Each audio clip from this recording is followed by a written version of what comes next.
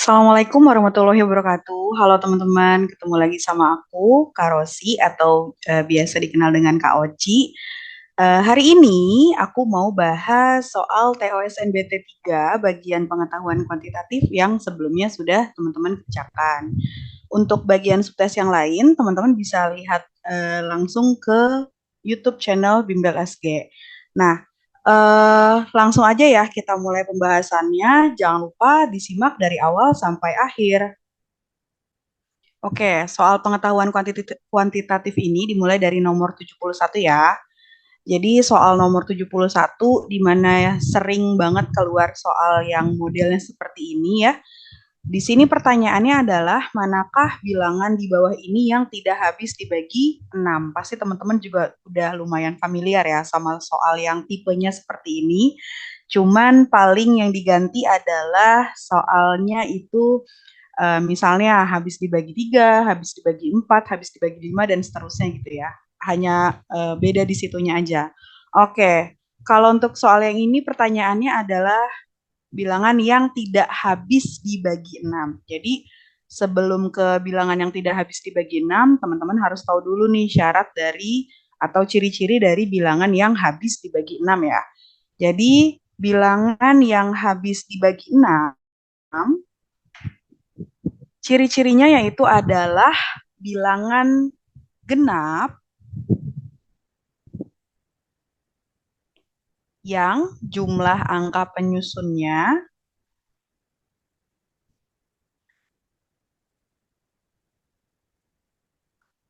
habis dibagi 3. Jadi ini mirip dengan ciri atau syarat bilangan yang habis dibagi 3. Kalau ciri bilangan yang habis dibagi 3 kan hanya jumlah angka penyusunnya habis dibagi 3 gitu ya.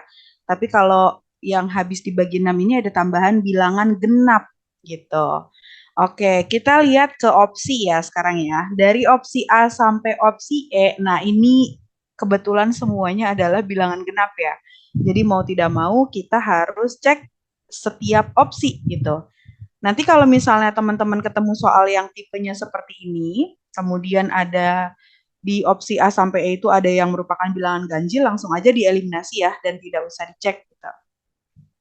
Oke, kita akan jumlahkan masing-masing angka penyusunnya untuk 2526, berarti di sini 2 ditambah 5 ditambah 2 ditambah 6 ya.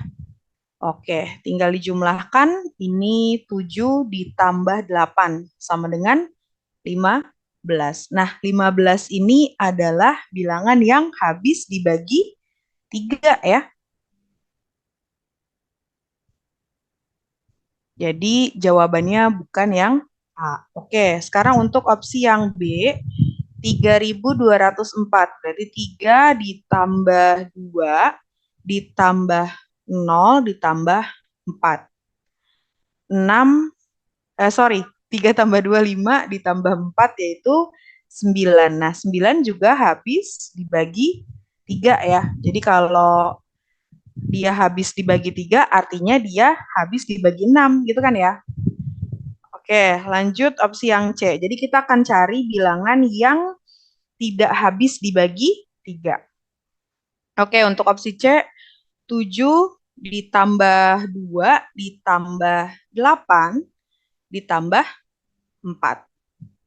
Sama dengan 7 tambah 2, 9. 9 tambah 8, 17. 17 tambah 4, yaitu 21 ya. Nah, 21 ini juga merupakan bilangan yang habis dibagi 3. Oke, lanjut ke yang D.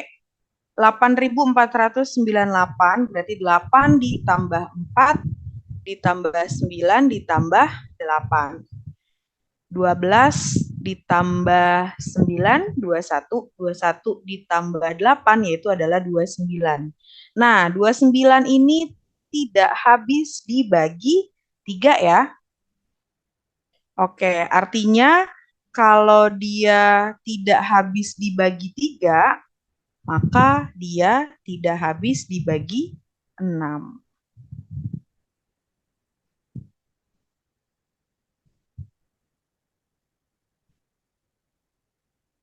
Oke. Jadi opsi E nggak dicek juga nggak masalah ya. Yang penting kan teman-teman udah tahu caranya seperti apa, tinggal dijumlahkan angka-angka penyusunnya. Kita sudah dapat ya jawabannya yaitu opsi yang D ya. Oke, kita lanjut ke soal nomor 72. Di sini soal nomor 72 itu adalah mengenai sudut ya. Di sini ada dua segitiga gitu ya. Kalau digabungkan jadi satu segitiga besar, pertanyaannya adalah nilai A plus B plus C plus X plus Y. Oke, kita lihat dulu nih segitiga yang bawah ya. Ini ada sudutnya yaitu X, kemudian Y, kemudian 50 derajat. Seperti yang kita tahu ya, kalau dalam satu segitiga itu jumlah sudutnya adalah 180 ya. Jadi dari segitiga yang bawah ini kita bisa tuliskan X ditambah Y ditambah 50 itu sama dengan 180 ya. Karena jumlah sudut pada segitiga yaitu 180. Kemudian X ditambah Y berarti sama dengan 180 dikurang 50 ya. Sehingga didapat X plus Y sama dengan 130. Oke, kita simpen dulu. Sekarang kita lihat segitiga yang di atas. Nah, ini ada sudutnya ada A, B, dan C. Nah, kalau tadi sudut dalam segitiga, jumlah sudut dalam segitiga itu kan 180 ya. Berarti kita bisa simpulkan juga besar sudut A ditambah B ditambah C ini adalah 180 gitu kan ya. Karena si ABC ini adalah sudut-sudut di dalam satu segitiga gitu kan. Nah, sekarang tinggal dijumlahkan aja karena pertanyaannya adalah A plus B plus C plus X plus Y ya, maka tadi A plus B plus C-nya sudah didapat yaitu 180. Ditambah X plus Y-nya adalah 130 ya. Jadi 180 ditambah 130 sama dengan 310. Nah,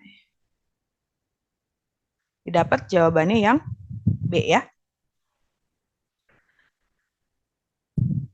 Oke, kita lanjut ke nomor 73.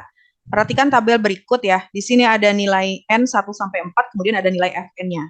Tabel di atas menunjukkan beberapa nilai dari fungsi linear f. Manakah yang merupakan fungsi f? Jadi, maksud dari tabel ini adalah ini ya, teman-teman.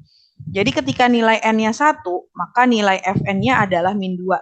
Artinya, bisa kita tuliskan bahwa nilai dari F1 itu sama dengan minus 2, gitu ya.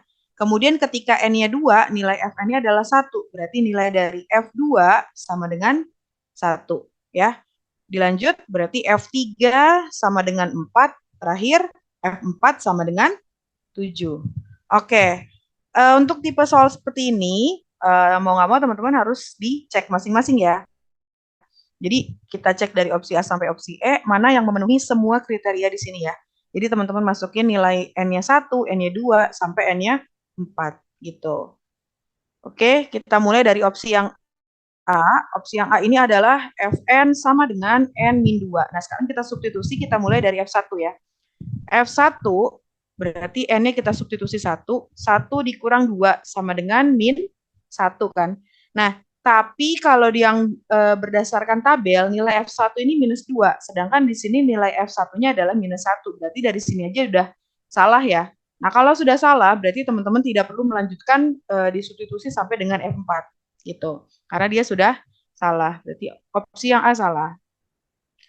Lanjut opsi yang B. Fn sama dengan N min 3. Langkahnya sama ya teman-teman. Substitusikan 1 sampai 4.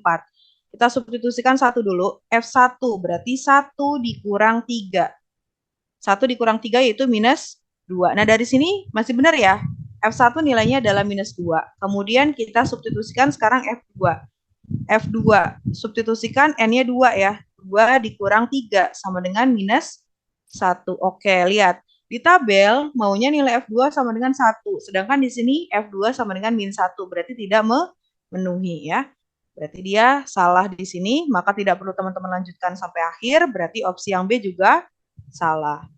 Oke, kita lanjut opsi yang C.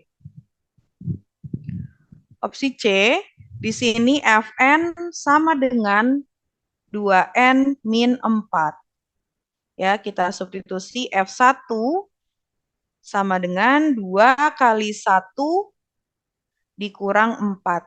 Ya, 2 dikali 1, 2. 2 dikurang 4, berarti minus 2. Nah, ini masih benar ya, F1-nya min 2. Kemudian F2 sama dengan 2 kali 2 dikurang 4. Sama dengan 2 kali 2, 4. 4 kurang 4 berarti 0. Oke, ini sudah salah ya, karena di sini diminta F2 sama dengan 1. Maka opsi yang C juga salah.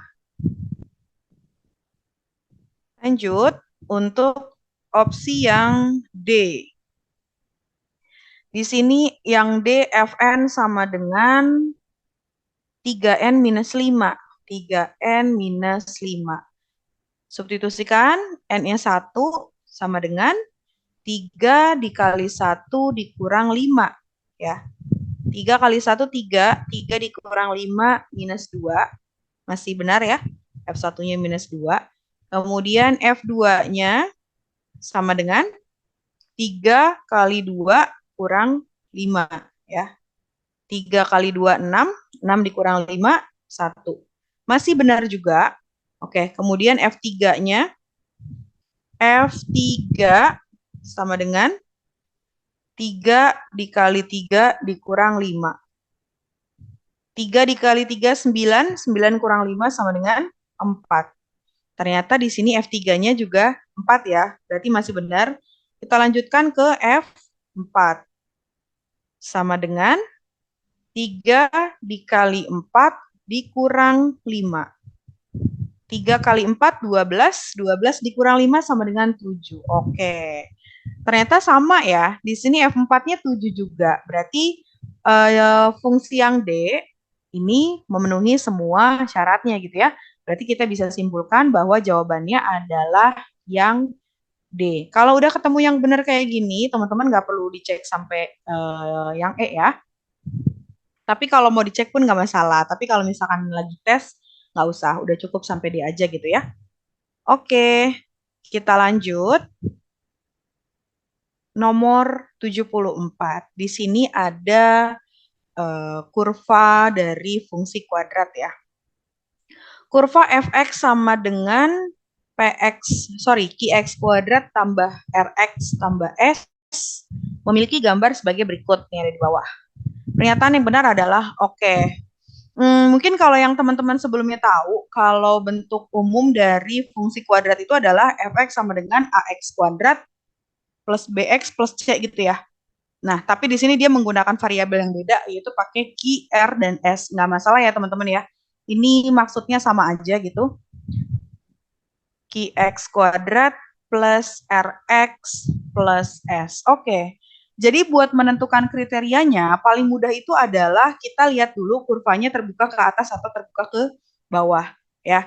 Di sini gambar kurvanya dia terbuka ke atas. Jadi kalau kurvanya terbuka ke atas, maka nilai A-nya itu lebih dari 0 atau nilai A-nya positif. Tapi di sini kan dia nggak pakai variabel A ya, dia pakainya variabel Q gitu. Jadi karena terbuka ke atas, maka Q-nya lebih dari 0.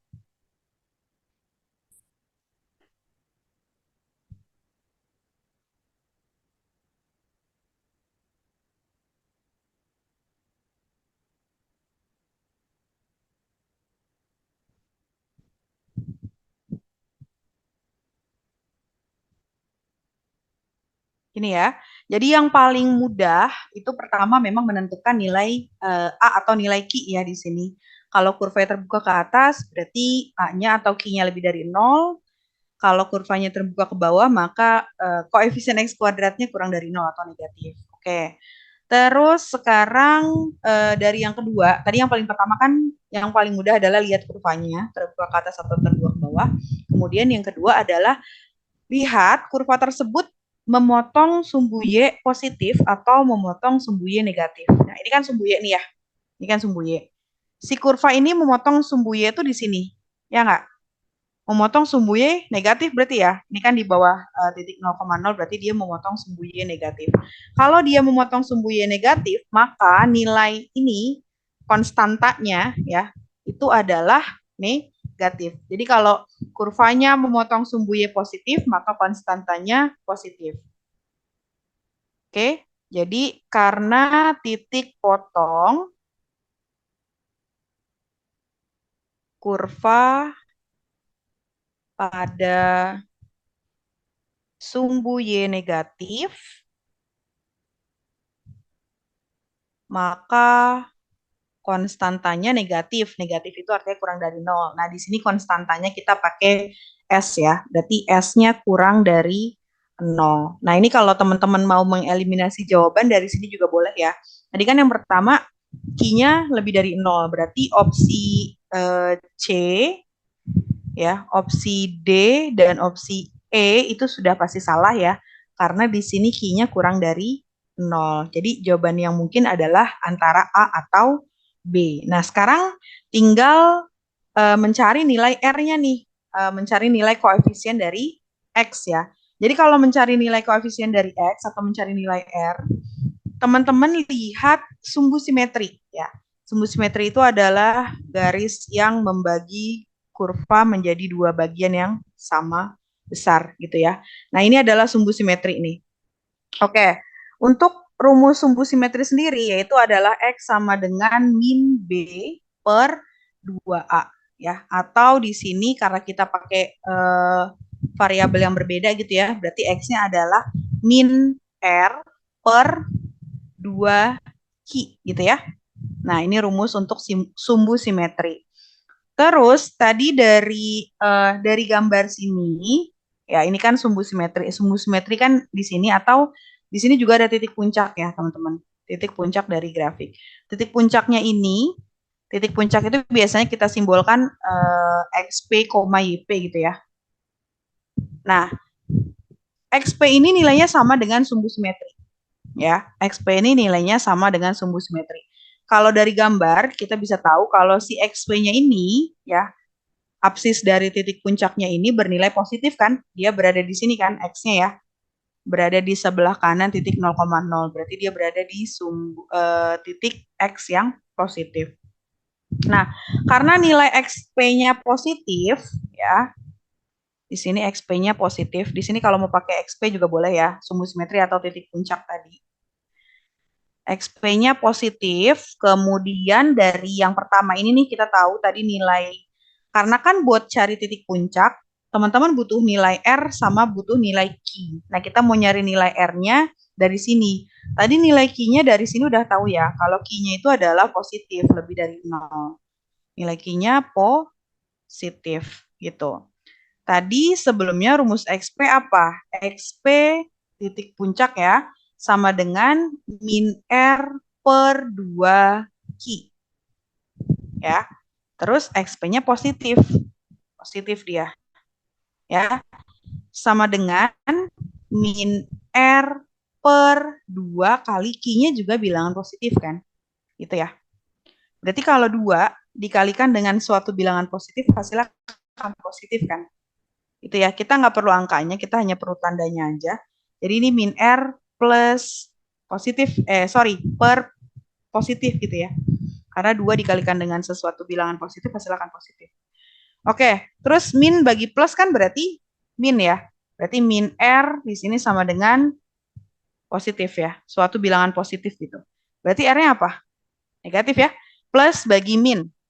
Berarti jawabannya adalah R-nya negatif ya. Dari sini berarti R-nya kurang dari 0. Oke, tinggal kita rangkum apa yang kita dapat dari sini. Tadi nilai Q-nya positif, lebih dari 0. Kemudian R-nya negatif, kurang dari 0. Kemudian S-nya kurang dari 0. Oke, didapat ya. Jawabannya berarti yang A ya. Oke. Baik, kita lanjut ke nomor 75.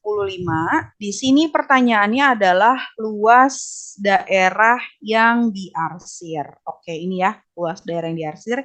Kita bisa menggunakan rumus luas Turing ya.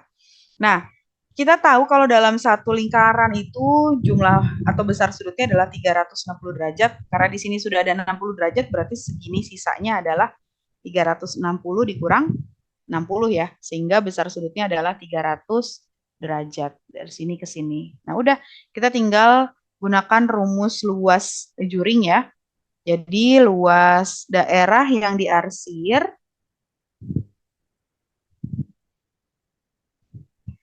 sama dengan alfa per 360 derajat dikali luas lingkarannya. Luas lingkaran rumusnya adalah pi r kuadrat gitu ya. Nah, kita di sini gunakan alfanya adalah 300 derajat per 360 derajat dikali pi-nya, karena di opsinya minta tetap ada pi, berarti kita tulis pi aja ya. R-nya di sini jari-jarinya adalah 12, berarti 12 pangkat 2, 12 kuadrat. Ini bisa disederhanakan dulu, 300 dengan 360-nya, nolnya boleh kita coret ya. Gitu. Kemudian kalau mau ditulis dibagi 5 bisa ya. 30 dibagi 6. Bagi 6 berarti di sini 5. 36 dibagi 6 berarti 6. Dikali pi. Nah, ini 12 kuadratnya nggak aku hitung, tapi aku jabarin aja jadi 12 kali 12. Gitu. Kemudian ini bisa disederhanakan. 12 bagi 6 adalah 2. Jadi nggak perlu ngitung panjang-panjang ya, teman-teman. Oke, 5 kali 2 sama dengan 10. 10 kali 12, 120. Jadi dikalikan dengan pi. 120 pi. Oke, jadi kesimpulannya jawabannya adalah yang D ya. Lanjut, nomor 76. Luas alas sebuah limas persegi TABCD adalah 144 cm pangkat 2 dan tingginya 8 cm. Pertanyaannya adalah luas permukaan limas persegi tersebut adalah titik-titik sentimeter pangkat 2. Oh, ini salah ya. Oh ya, oke, sentimeter pangkat 2 benar. Jadi kita pertama kita cari dulu, kita tuliskan dulu rumus dari luas permukaan limas itu apa sih? Jadi luas permukaan limas, kalau misalnya teman-teman lupa gitu ya, apa sih rumus luas dari suatu bangun ruang gitu ya? Teman-teman lihat aja gambarnya. Jadi limas ini kan dibilang limas persegi ya. Berarti jelas alasnya berbentuk persegi dong ya. Berarti di sini luas alas, di mana nanti kita akan hitung yaitu luas persegi. Ditambah ini kan di limas itu terdapat segitiga yang miring-miring itu ya. Nah, ini sisi segitiga miring ini ada berapa segitiganya? Ada 4 ya. Berarti ditambah 4 kali luas segitiga. Gitu ya. Jadi kalau teman-teman lupa rumus dari luas suatu bangun ruang gitu, tinggal dilihat aja komponen dari si bangun ruang tersebut ya. Terdiri dari bangun datar apa. Oke. Nah, di sini luas alasnya udah diketahui ya, 144. Terus tinggal kita cari luas segitiganya. Berarti kalau nyari luas segitiga, kita butuh alas dan tinggi dari segitiga. Alasnya udah jelas ya. Nanti kita bisa cari dari luas alas si limasnya ini. Oke, di sini luas alasnya yaitu berbentuk persegi kan. Luas perseginya sama dengan 144. Kita tahu kalau luas persegi itu berarti kan sisi kali sisi ya, atau sisi pangkat 2. Ini sama dengan 144. Jadi kita dapat sisinya adalah 12 cm. Nah, berarti ini 12, ini juga 12 gitu ya, teman-teman. Oke. Nah, ini adalah tinggi dari limas. Tinggi dengan alas itu selalu tegak lurus ya. Karena ini tengah-tengahnya, berarti dari sini ini nggak ada titiknya. Di sini aku tambahin titik O. Titik O ke sini, ini misalnya adalah P gitu. Nah, ini kan setengah dari 12 ya. Berarti jawabannya adalah 6 ya. 12 bagi 2. Nah, teman-teman tinggal cari sisi miring dari segitiga TOP. Ini. Pakai Pitagoras ya. Atau kalau teman-teman udah tahu, 8, 6 berarti sisi miringnya adalah 10. Udah tahu ya, triple Pitagoras. Nah, sekarang tinggal cari luas segitiganya ya. Luas segitiga. Luas segitiga itu adalah setengah alas kali tinggi. Berarti setengah. Nah, kemudian ini alasnya kan. Alas dari segitiganya 12. Kemudian ini tingginya ya. Tingginya adalah 10. Oke, 12 dibagi 2, 6. 6 kali 10, 60. Nah, sekarang tinggal kita substitusikan ke sini. Oke, luas alasnya tadi udah ada 104. Ditambah 4 kali luas segitiga. Jadi sama dengan 144 ditambah 4 kali 60 yaitu 240 ya. Jadi jawabannya adalah 384 cm pangkat 2. Oke, jawabannya yang E ya. Oke, lanjut ke soal nomor 77. Di sini ada barisan aritmatika, ada 14, kemudian P-1, 6, 2, dan minus 2 ya. Kemudian jumlah suku ke-11 dan suku ke titik-titik adalah 4 kali suku ke-7. Ya, jumlahnya nih, suku ke-11. Nah, ini yang mau kita cari, suku ke-sekian gitu ya. Itu kalau dijumlahkan nilainya adalah 4 kali dari suku ke-7. Oke, dari barisan aritmatika ini kita bisa tahu ya, di suku pertamanya adalah 14. Kemudian bedanya di sini teman-teman bisa lihat, ini kan P-1 ya, belum ada bilangannya ya. Berarti lihat ini aja yang sudah lengkap gitu ya. 6 ke 2 ini kan berarti dikurang 4. 2 ke min 2 juga berarti dikurang 4. Sehingga beda dari barisan ini adalah minus 4. Oke, diingatkan lagi untuk rumus UN dari barisan aritmatika adalah A ditambah N-1 kali B. Nah, berarti kita harus cari dulu nih berapa nilai suku ke-11-nya, kemudian berapa nilai suku ke-7-nya, gitu ya. Kita cari satu-satu. Mulai dari suku ke-11, berarti U11 ini sama dengan A plus 11 kurang 1 kali B gitu ya. Atau jadinya A plus 10B. Oke, tinggal disubstitusi. Tadi nilai A-nya sudah ada yaitu 14 ditambah 10 kali B-nya adalah minus 4. Sama dengan 14 kurang 40 yaitu minus 26 ya. Ini adalah suku ke-11-nya.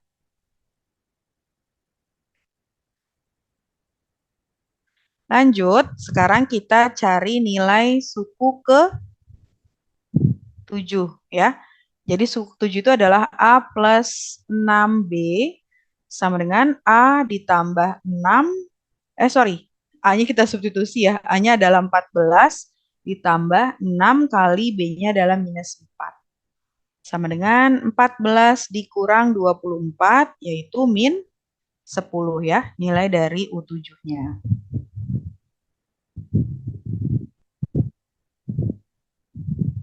Oke. Sekarang kita lihat soalnya. Tadi apa penjelasan soalnya? U11, jumlah dari U11 ditambah suku kesekian. Nah, suku kesekiannya kita bisa tuliskan aja UN gitu ya. Sama dengan 4 kali suku ke-7.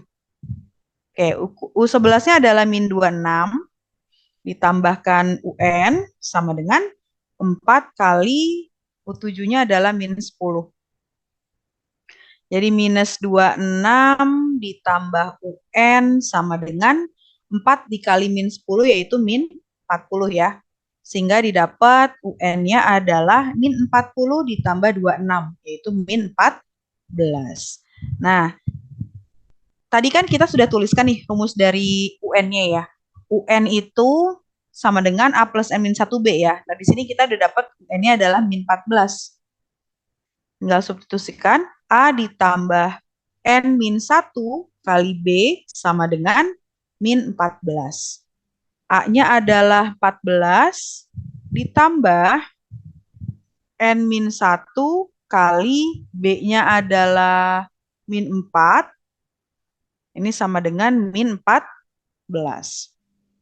Oke, N-1 kali min 4 atau bisa ditulis min 4 kali N min 1 gitu ya.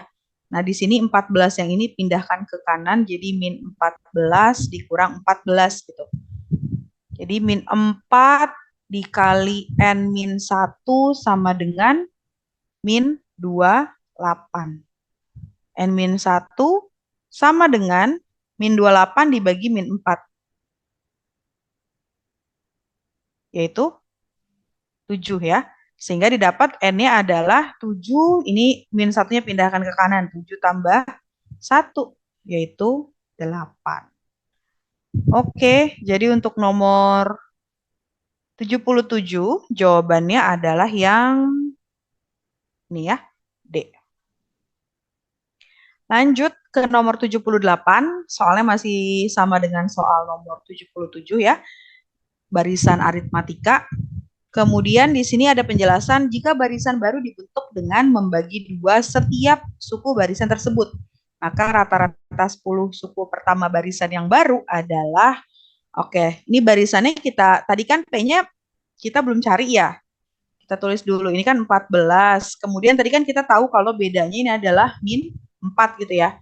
Berarti ini juga ke sini bedanya min 4. 14 dikurang 4 itu kan sama dengan 10 ya. Nah, berarti ini kan barisan ini harusnya, suku kedua ini harusnya adalah 10 gitu kan. Berarti P-1 ini nilainya adalah 10, maka P-nya sama dengan 11 gitu ya. Oke. Tapi sebenarnya nggak ditanya juga sih ya nilai P-nya berapa. Yang penting kita tahu barisan ini bedanya adalah min 4 gitu. Jadi teman-teman bisa langsung tulis aja 14, kemudian 10, kemudian 6, 2 minus 2. Ini adalah barisan aritmatikanya.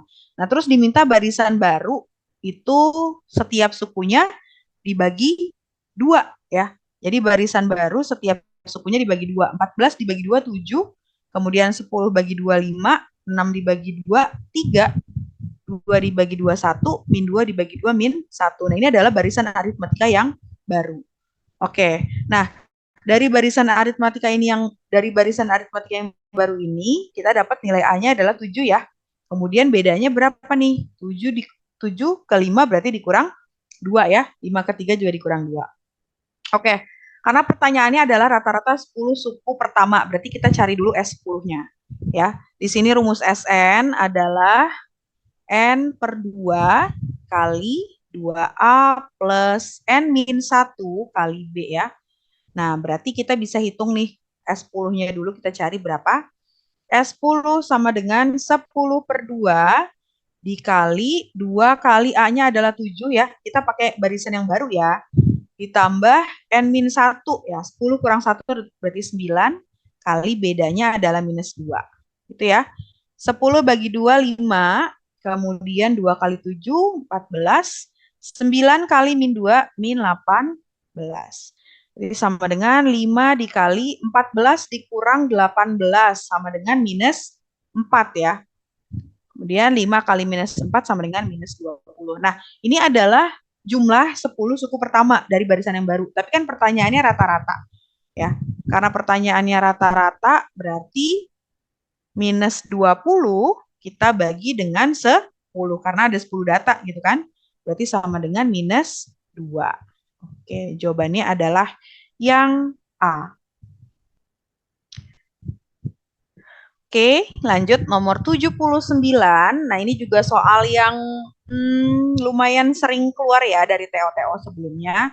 Misalkan tanda segitiga menyatakan operasi penjumlahan, pengurangan, perkalian, atau pembagian. Jika A dikurang 4 segitiga 2 ditambah B lebih dari sama dengan 3, manakah triple A segitiga B berikut yang benar? Jadi, kalau ketemu soal seperti ini, teman-teman harus dicek masing-masing pilihannya ya. Di sini dari pilihan 1, 4, kemudian pembagian 1. Maksudnya apa? A-nya itu disubstitusi 4. Segitiganya pembagian, B-nya 1 gitu ya. Masukin ke sini. Gitu. Jadi A, aku tulis dulu ya. Ininya kan A dikurang 4, kemudian segitiga 2 tambah B lebih dari sama dengan 3 gitu kan. Kemudian ini yang pertama itu A-nya kita ganti 4. Jadi 4 kurang 4 segitiga segitiganya berarti jadi pembagian ya. Bagi 2 tambah B-nya adalah 1. Lebih dari sama dengan 3. Nah, kalau operasi campuran bilangan bulat, jangan lupa ya, perkalian sama pembagian itu dikerjakan terlebih dahulu ya.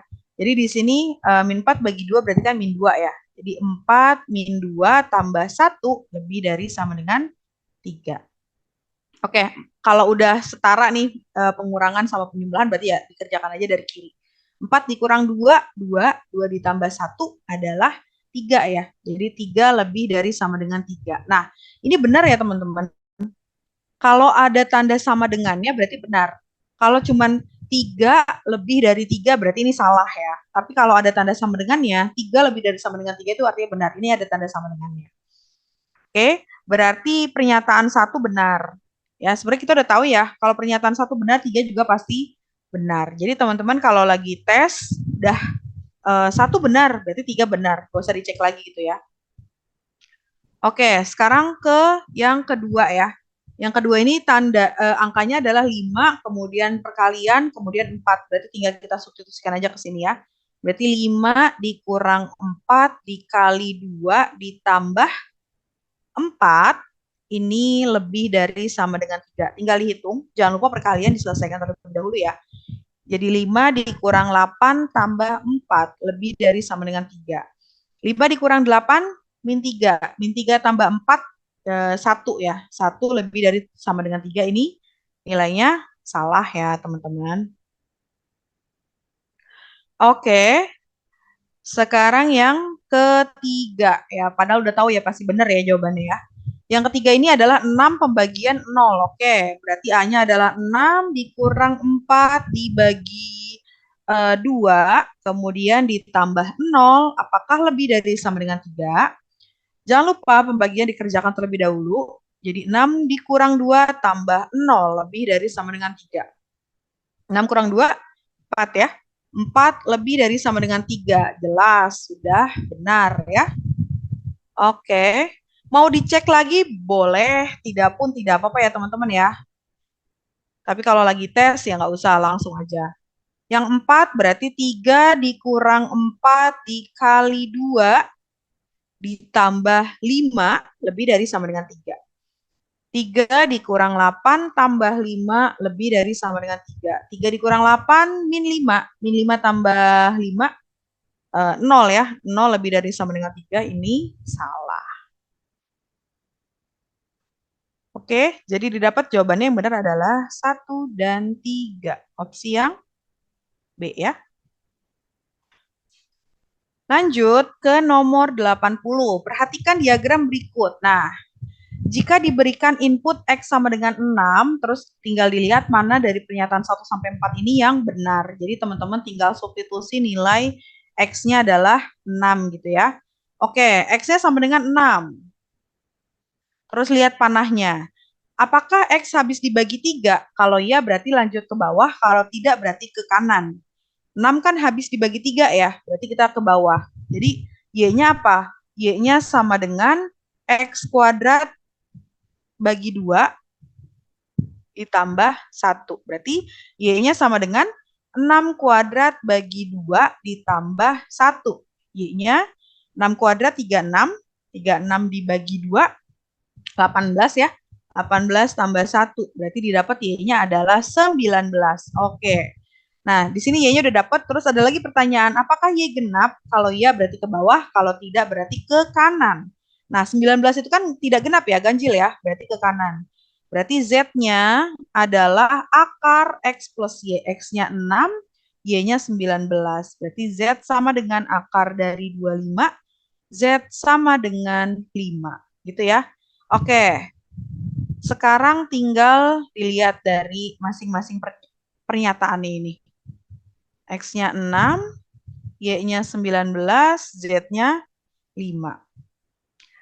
Pernyataan 1, Y habis dibagi 3. 19 apakah habis dibagi 3? Tidak ya. Kemudian X plus Z lebih besar daripada Y. X plus Z. X itu 6, Z-nya 5. 6 tambah 5 apakah lebih besar dari 19? Ya, 6 tambah 5 kan 11 ya. 11 lebih dari 19, jawabannya tidak. Oke. Kemudian yang ketiga, X plus Y plus Z bilangan prima. Oke, ini ke sini ya. X-nya adalah 6 ditambah Y-nya 19 ditambah Z-nya adalah 5.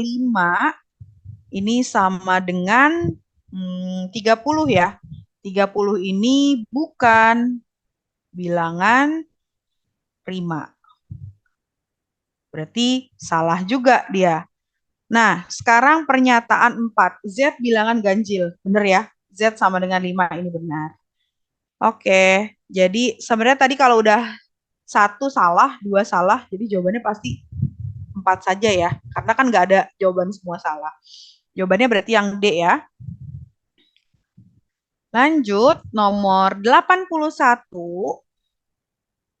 Bilangan dua angka boleh berulang. Dibentuk dari angka 1, 2, 4, 9. Oke, ini tinggal dicek dari pernyataan 1 sampai 4, ada berapa yang benar gitu ya. Pernyataan 1. Pernyataan 1, maksimum selisih dua bilangan yang mungkin dibentuk adalah kelipatan 5. Oke, karena di sini bilangannya boleh berulang. Artinya kalau boleh berulang, teman-teman bisa buat bilangan 11, 22, 44, 99 gitu ya, karena dia bilang boleh berulang dan hanya bilangan dua angka. Berarti maksimumnya berapa? Maksimumnya adalah 99 gitu ya. Kemudian minimumnya adalah 11. Tadi pertanyaan selisih ya. Berarti selisih dari ini selisihnya adalah 99 kurang 11 yaitu 88. Apakah 88 ini kelipatan 5? Bukan ya. 88 ini bukan kelipatan 5. Jadi pernyataan 1 ini salah. Oke. Sekarang ke pernyataan 2. Terdapat 12 bilangan yang mungkin dibentuk. Oke, bilangan yang mungkin dibentuk. Kalau teman-teman mau cari satu-satu boleh. Berarti kan 11, kemudian 12, kemudian 14, kemudian 19 gitu ya. Biar gampang kayak ini 11, 12, 14, 19 gitu kan. Kemudian 21, 22, 24, 29. 30, 41, 42, 44, 49, terakhir 91, 92, 94, 99. Ini totalnya ada berapa? Ada 16 bilangan. Tadi di pernyataan 2, dia bilang cuma terdapat 12 bilangan. Berarti pernyataan 2 salah. Ya. Lanjut, pernyataan 3. Banyaknya bilangan genap dan bilangan ganjil yang mungkin dibentuk adalah sama. Oke, jadi banyaknya bilangan genap dan bilangan ganjil yang mungkin dibentuk. Kan kita mau buat dua bilangan ya. Ini berarti kita buat dua garis atau dua kotak. Kalau teman-teman pakai kotak boleh. Ini berarti bilangan puluhan, ini bilangan satuannya gitu ya. Kalau bilangan genap atau ganjil kan dilihat dari satuan. Kalau satuannya genap, maka bilangan tersebut bilangan genap. Kalau satuannya ganjil, maka bilangan tersebut bilangan ganjil. Nah, kalau bilangan genap di sini dari 1, 2, 4, 9 itu kan ada 2 ya, 2 dan 4. Berarti ada 2 di sini. Yaitu bilangan 2 dan 4. Di sininya bebas. Kan bilangannya boleh berulang. Berarti ada 4 angka yang bisa menempati posisi puluhan ya. Di sini ada 4. Berarti sama dengan 4 kali 2 yaitu 8. Artinya ada 8 bilangan genap yang bisa dibentuk. Nah, sekarang kalau bilangan ganjil. Bilangan ganjil. Sama ya, kita bikin dua garis atau dua kotak. Kita lihat dari satuannya dulu. Satuannya di sini ada 1 dan 9 yang merupakan bilangan ganjil. Berarti ada 2 kan. Nah, untuk bilangan puluhannya boleh semua bilangan dari 1 sampai 9. Sehingga banyak bilangan ganjil yang dapat dibentuk adalah 4 kali 2 juga sama dengan 8. Berarti kesimpulannya ini apa? Sama ya. Oke, berarti pernyataan 3 ini benar. Lanjut ke pernyataan terakhir, yaitu pernyataan yang keempat. Pernyataan keempat, 3 bilangan terkecil yang mungkin membentuk 3 bilangan terkecil yang mungkin dibentuk membangun barisan aritmatika. Oke, bilangan terkecil berarti kan 11 ya. Terus 12, kemudian 14. Lihat, Kita lihat bedanya. Kalau barisan aritmatika itu kan berarti bedanya konstan. Ini bertambah 1 ya. Ini tambah 2. Apakah dia barisan aritmatika? Bukan ya. Jadi bukan barisan aritmatika. Oke, sehingga pernyataan 4 ini adalah salah. Berarti yang benar cuma apa? 1 ya, itu pernyataan 3. Jadi hanya 1 saja yang benar, jawabannya adalah yang B. Lanjut, nomor 82. Tabel berikut menyajikan data banyaknya siswa kelas A dan B berdasarkan banyaknya buku sastra yang dimiliki.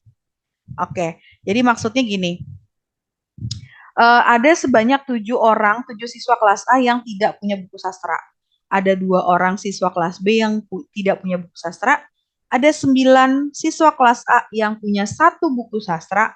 Ada 4 siswa kelas B yang punya 1 buku sastra dan seterusnya. Gitu ya maksud dari soalnya. Terus pernyataan 1, modus banyaknya buku sastra yang dimiliki kelas A sama dengan kelas B. Oke, ini kita harus cek dari masing-masing pertanyaan ya. Untuk pernyataan 1, dia bilang modus A sama dengan modus B. Oke, modus A. Modus itu adalah frekuensi yang paling banyak, nilai yang paling sering keluar. Lihat, dari mana nih? 7, 9, 3, 5, 6. Berarti modusnya kan yang ini ya, 9. Berarti berapa banyak buku sastranya? 1. Berarti modus A-nya 1. Kemudian modus B. Modus B, kita cari frekuensi yang paling banyak. Modus B ini ya, 9 ya. Berapa banyak buku sastranya? 4. Berarti modus banyaknya buku sastra yang dimiliki kelas A sama kelas B itu tidak sama ya. Modus A tidak sama dengan modus B. Berarti pernyataan 1 salah. Sekarang kita lihat pernyataan 2. Median banyaknya buku sastra yang dimiliki kelas B sama dengan 2 kali kelas A. Berarti kita cari dulu median A itu berapa, sama median B-nya berapa gitu ya. Median itu kan nilai tengah, berarti kita jumlahkan dulu nih frekuensinya. Untuk kelas A ya, 7 tambah 9, 16, tambah 3, 19, tambah 5, 24, tambah 6, 30 ya. Kelas B juga kita jumlahkan, 6, tambah 7, 13, tambah 8, 21, tambah 9, 30. Frekuensinya sama-sama 30 ya. Median di kelas A. Median itu adalah nilai tengah. Kalau nilai tengah dari 30 berarti data ke-15 ditambah data ke-16 ya. Data ke-15 ditambah data ke-16 dibagi 2. Nah, datanya ada di mana? Ada di sini, ya enggak? Kan ini kan data dari 1 sampai 7. Nah, terus dari sini dari 8 sampai 16 di sini ya. Karena data ke-15 ada di sini, data ke-16 juga ada di sini. Berarti mediannya itu adalah berapa nih? 1 ya.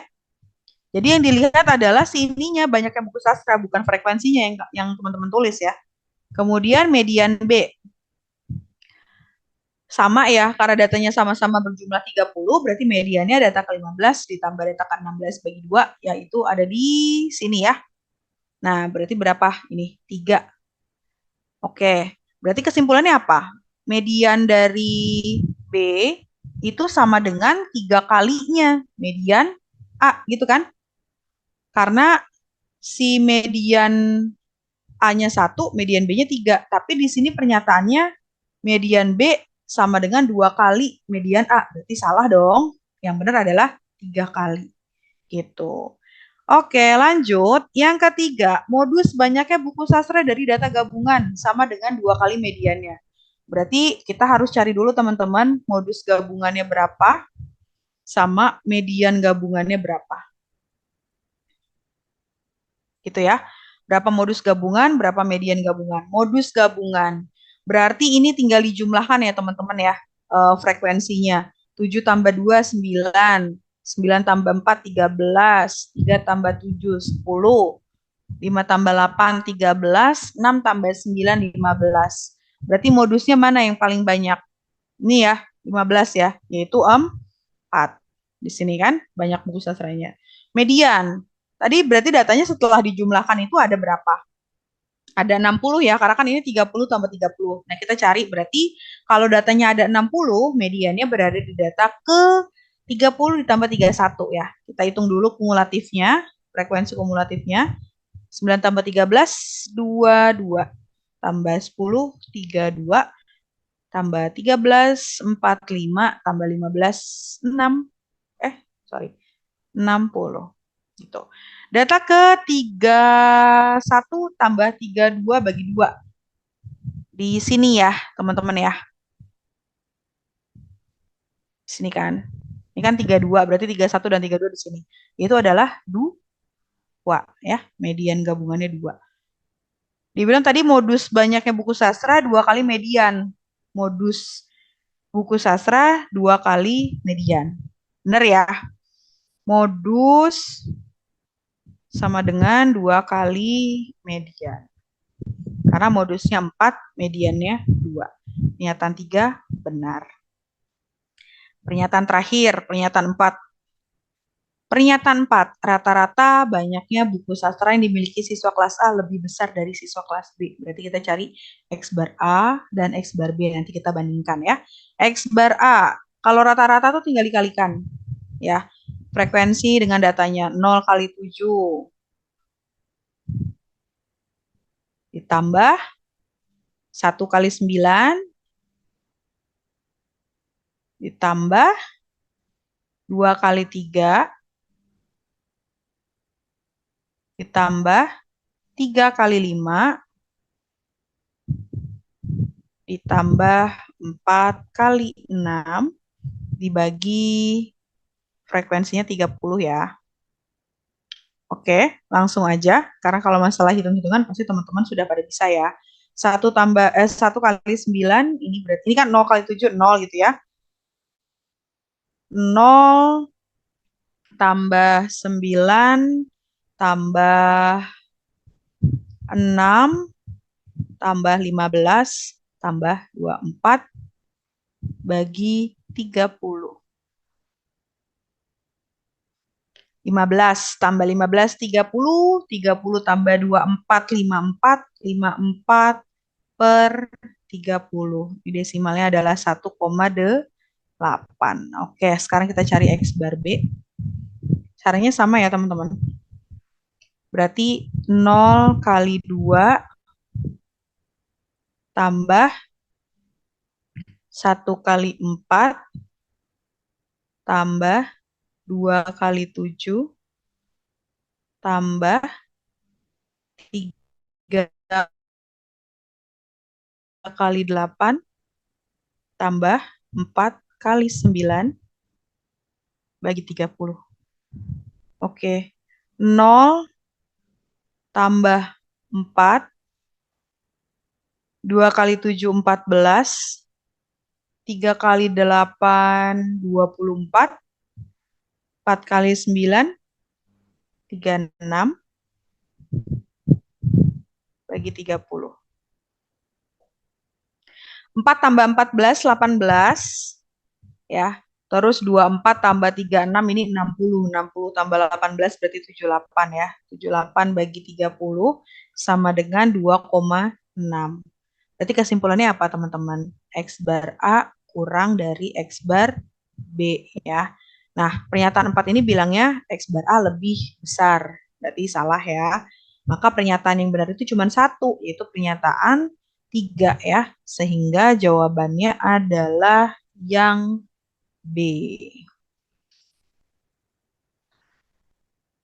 Oke, kita lanjut ke nomor 83. Di sini ada diagram batang. Nah, kalau soal kayak gini, untuk mempersingkat waktu, teman-teman langsung lihat pertanyaannya ya. Di sini P-nya adalah jumlah vaksin X yang didistribusikan pada daerah A, B, dan C. Kemudian Q-nya adalah 60. Ya udah langsung aja kita lihat. Vaksin yang X nih ya, yang berwarna oranye ini ya. Daerah A, daerah B, daerah C. Berarti kan tinggal dijumlahkan ya, teman-teman. 23 tambah 30 tambah 15, yaitu 23 tambah 30, 53. 53 tambah 15 berarti 68. Kemudian Q-nya adalah 60. Berarti dari sini P lebih dari Q ya. Oke, jawabannya adalah yang A.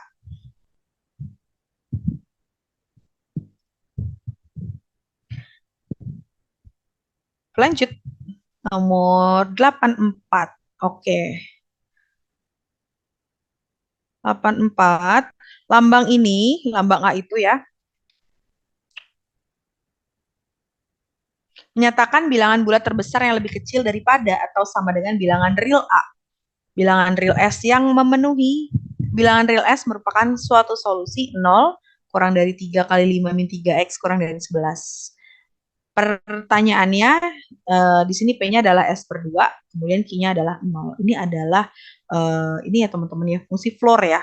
Jadi kalau misalnya ini artinya dibulatkan ke bawah. Contoh misalnya 2,7. Ya. Ini berarti nilainya adalah 2, karena dibulatkan ke bawah.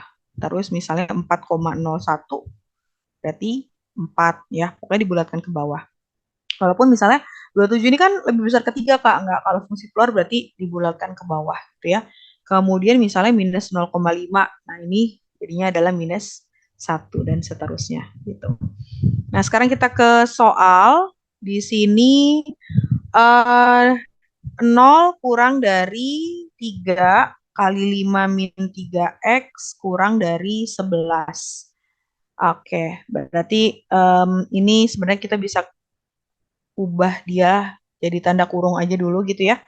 5 min 3X kurang dari 11. Kemudian semua bilangannya kita bagi 3 ya teman-teman ya. Jadi 0 bagi 3 kan udah pasti 0 gitu ya. Kemudian ini dibagi 3 jadi menyisakan 5 min 3X.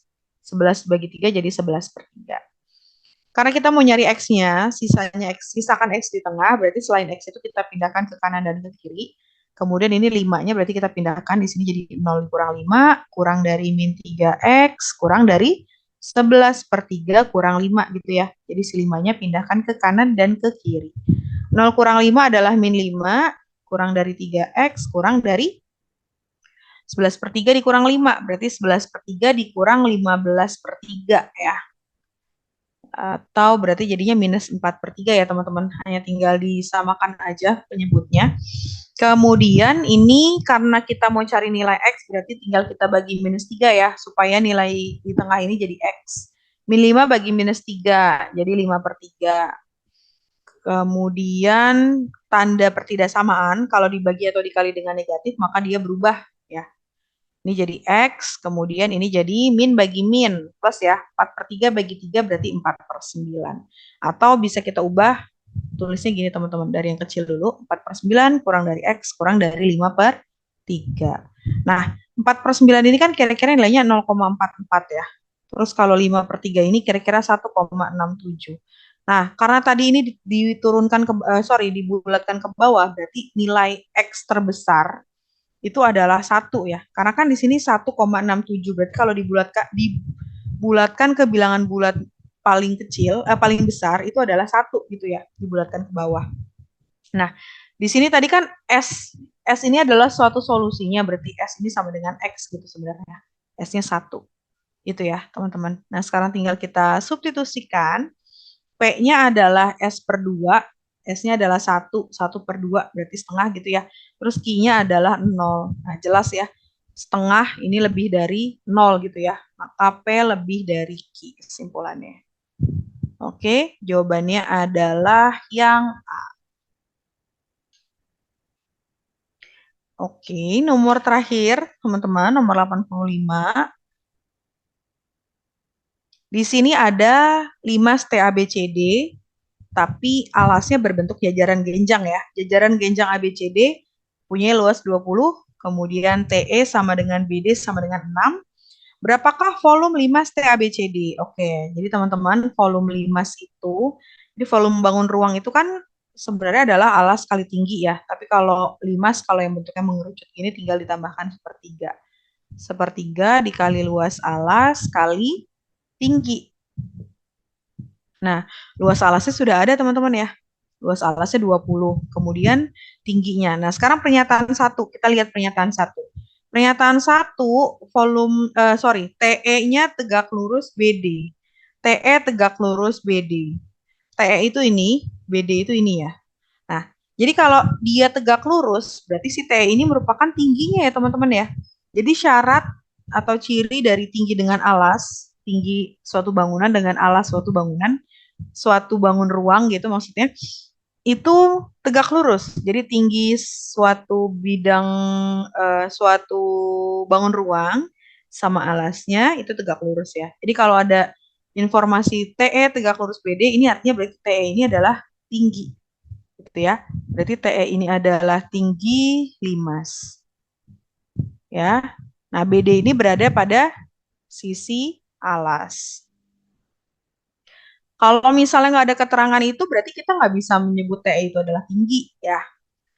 Kalau tinggi dengan alas itu selalu tegak lurus. Nah, berarti dari sini kalau kita mau cari volume limasnya, maka sepertiga dikali luas alasnya udah ada ya, 20, kemudian tingginya adalah TE. Nah, ini ya, tingginya adalah 6 gitu. Ini bisa kita bagi dulu, 6 bagi 3, 2, 20 kali 2 berarti 40. Nah, satuan volume ya. Berarti dari pernyataan satu saja bisa menjawab pertanyaan ya, volume limasnya. Sekarang ke pernyataan 2. Pernyataan 2 TA sama dengan TC. TA sama dengan TC. Artinya apa? Dia panjangnya sama gitu aja ya. Dari TA sama TC udah cuman memberikan informasi kalau dia panjangnya sama. Tapi tidak bisa kita cari volumenya. Kenapa? Karena tidak ada keterangan bahwa TE itu merupakan tinggi limas. Kecuali di soal dijelaskan kalau TE itu adalah tinggi limas, maka kita bisa cari volumenya. Tapi kalau cuma mengandalkan informasi TA sama dengan TC, berarti panjangnya sama. Nah, kita nggak bisa cari volumenya gitu. Karena kan bisa Kak langsung dicari TE-nya udah ada, luas alasnya udah ada. Ya, kalau TE-nya merupakan tinggi limas. Tapi kalau TE bukan tinggi limas, berarti kita tidak bisa mencari volumenya. Gitu ya. Berarti pernyataan 2 ini tidak cukup, teman-teman. Oke. Jadi pernyataan 1 cukup, 2 tidak cukup, berarti jawabannya adalah yang A ya. Oke, selesai sudah pembahasan soal kita ya, pengetahuan kuantitatif dari 70. Oke, sekian dulu pembahasan TO3 SNBT pengetahuan kuantitatif. Kalau ada pertanyaan dari teman-teman, silakan tanya di kolom komentar atau boleh ke tentornya langsung di cabang masing-masing ya. Jangan lupa like, komen, dan subscribe YouTube channel Bimbel SG. Sampai ketemu lagi teman-teman. Assalamualaikum warahmatullahi wabarakatuh.